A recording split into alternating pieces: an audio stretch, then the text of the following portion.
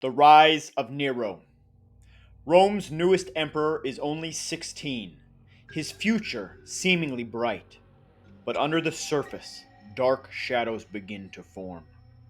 Manipulated by his mother, adored by the public, this is the story of how a young boy's dream became the empire's nightmare. Nero, a name forever linked to chaos, tyranny, and flames. But before he became the mad tyrant that history remembers, there was a boy, just 16 years old, crowned emperor of the greatest empire the world had ever seen. In 54 AD, Nero, born Lucius Domitius Ahenobarbus, had just been crowned the new emperor of Rome. But this rise to power was not the result of noble succession. No, behind the throne stood a woman of ruthless ambition, Agrippina the Younger, Nero's mother. She was determined to see her son rule, and she would stop at nothing to make that happen. Nero's ascent to power was bathed in scandal and whispered with secrets.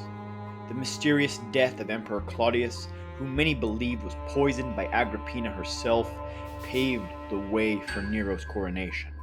The Roman historian Suetonius, in the 12 Caesars, tells us Nero, though still a boy, was elevated to power, but it was his mother who truly ruled. From the beginning, Nero wasn't truly in charge, Agrippina was, and she wasn't about to let her son forget who put him on the throne. From the outside, Rome believed they had a young and promising leader. Nero, under the careful guidance of the philosopher Seneca and the military general Burrus, began his reign with reforms, outlawing capital punishment, reducing taxes. It seemed the empire had entered a new era of hope. But inside the palace walls, a different story was playing out. Agrippina's hold on Nero was absolute. She had orchestrated every move, every step, and now that Nero was emperor, she controlled Rome through him. It wasn't long before the tension between mother and son began to rise.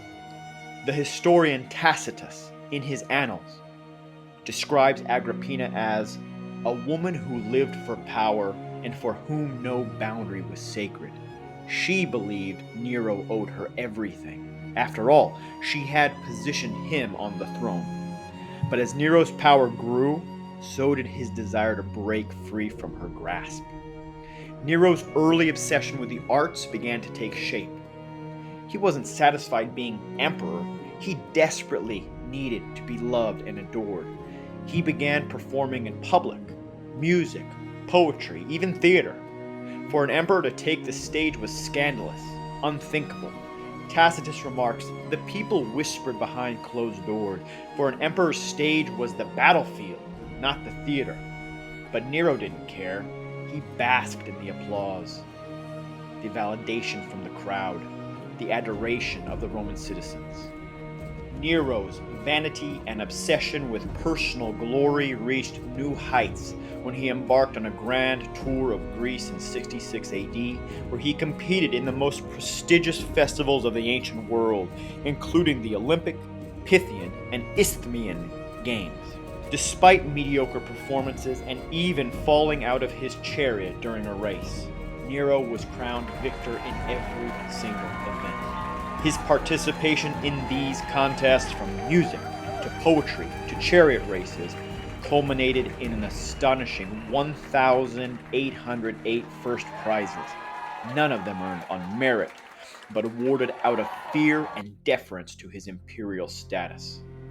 This relentless pursuit of false victories became a symbol of his deep insecurity and delusions of greatness, all while his empire teetered on the brink of collapse. Yet one person didn't cheer: Agrippina. To her, Nero's performances publicly were nothing short of disgraceful. She wanted him to focus on governance, on consolidating power, but Nero wanted freedom. Freedom from her and freedom to be adored and validated by the public. the rift between them grew deeper every day. Agrippina had always been the puppet master and Nero the marionette, but now Nero wanted control. The problem? Agrippina had no intention of letting go of the strings. Suetonius describes Agrippina as having an iron grip on Nero, guiding his every decision, manipulating him to secure her own place in power. But Nero, coming into his own, began to resist. And with that resistance came the first side of his darker nature. The frustration boiled beneath Nero's surface. His mother was controlling every aspect of his life, making decisions for him as if he were still the boy she had placed on the throne.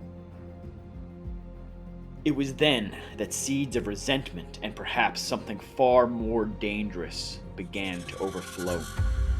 Imagine being emperor, the most powerful man in the world, yet still unable to make your own decisions.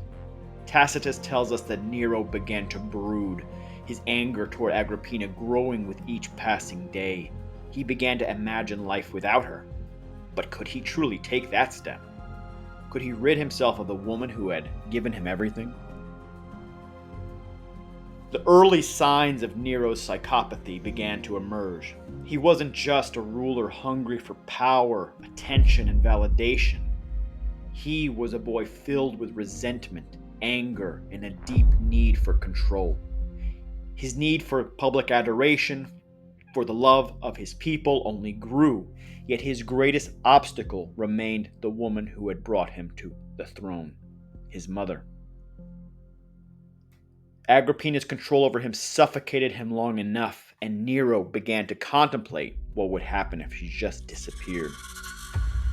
Tacitus describes the mounting tension as a battle of wills, with Nero's dark thoughts now turning towards betrayal. Could he really kill his own mother? The same mother who had orchestrated his rise to power? Suetonius writes, to be rid of Agrippina meant true freedom, but it also meant crossing the darkest of thresholds.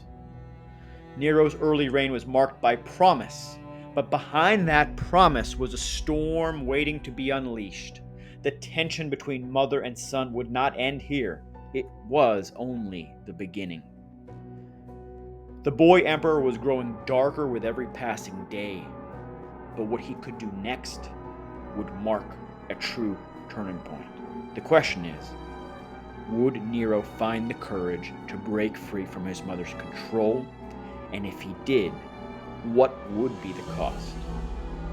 Nero's resentment growing, his frustration with Agrippina reaching a boiling point.